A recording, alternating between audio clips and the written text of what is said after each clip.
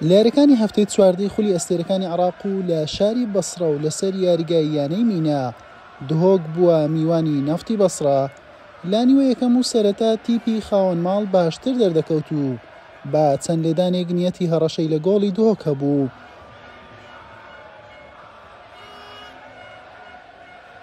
هەڵۆکانی چیاکان کەوتنە نێو کەشی یاریەکە و بە چەند هێرشێک وەڵامی کوڕانی بەسڕایان دایەوە. مەترسیدارترین هێرشی نیوە یەکەمیش ئەم لێدانە سەرەییانی زاکیری بوو، چوارچێوەی گۆڵی نەگرت. نیوە یەکەم گۆڵی لە خۆی نەگرت و بە یەکسانی بە کۆتایی هات.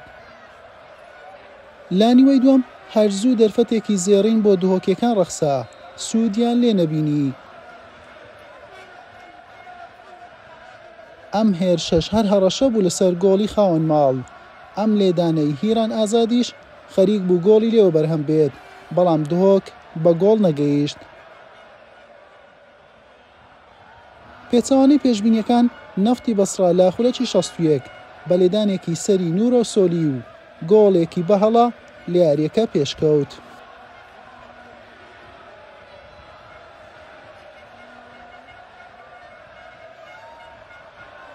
لا خولەکی 76 نەفتی بەسڕە بە گۆڵی دووەمیش گەیشت لە ڕێگەی محەممەد سەڵاح.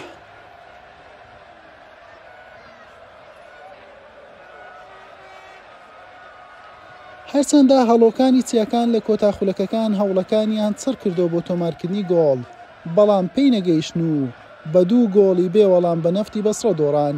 بەم شێوەیە دهۆک بە 21 خاڵەکەی بە کاتی لە خانەی چوارەمی ڕیزبەندی مایەوە. نەفتی بەسڕەش بە 16 خاڵ بە کاتی هەڵکشایە خانەی 11 ڕیزبەندی. حوسێن محەممەد، کەناڵی پێام.